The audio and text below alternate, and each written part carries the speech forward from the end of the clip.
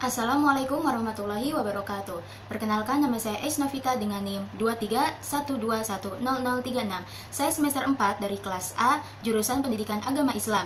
Dan saya membuat video ini sebagai jawaban dari soal UTS mata kuliah Perkembangan Kurikulum yang diampu oleh Ibu Dr. Helna Nelis MPD. Baik, untuk soal yang pertama itu menjelaskan apa itu kurikulum development dan juga improvement beserta contohnya. Jadi, kurikulum development ini adalah suatu proses dalam perancangan dan penyusunan program pendidikan yang terstruktur atau sistematis untuk dikuasai oleh siswa guna mencapai tujuan pembelajaran yang diinginkan.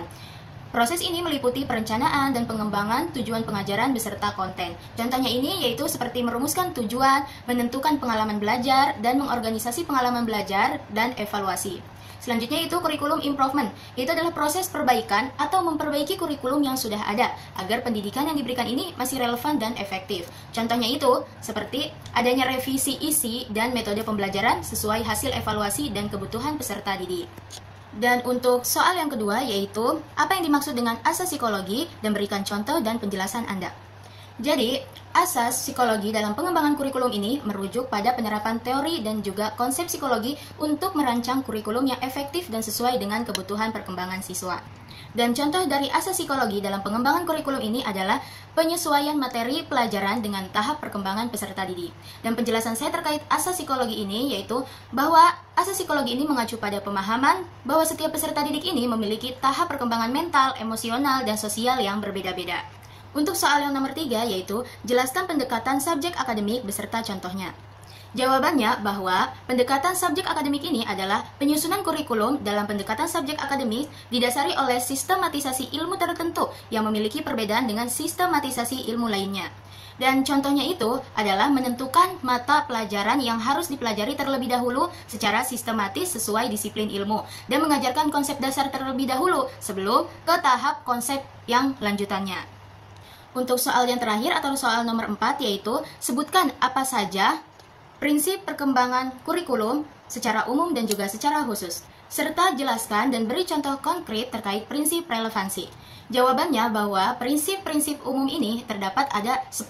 Jadi yang pertama ini adalah prinsip berorientasi pada tujuan dan kompetensi, dan yang kedua yaitu adalah prinsip relevansi, dan yang ketiga adalah prinsip efisiensi, dan yang keempat yaitu adalah prinsip keefektifan, dan yang kelima adalah prinsip fleksibilitas, dan yang keenam adalah prinsip integritas, dan yang ketujuh adalah prinsip kontinuitas, dan yang kedelapan adalah prinsip sinkronisasi, dan yang kesembilan adalah prinsip objektivitas, dan yang terakhir ini adalah prinsip demokrasi.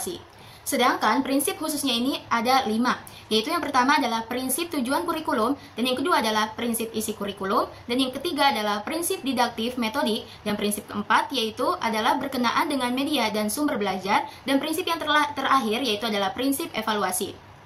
Dan penjelasan terkait prinsip relevansi bahwa prinsip relevansi ini terdiri dari 2 jenis, yaitu ada prinsip relevansi eksternal dan prinsip relevansi internal.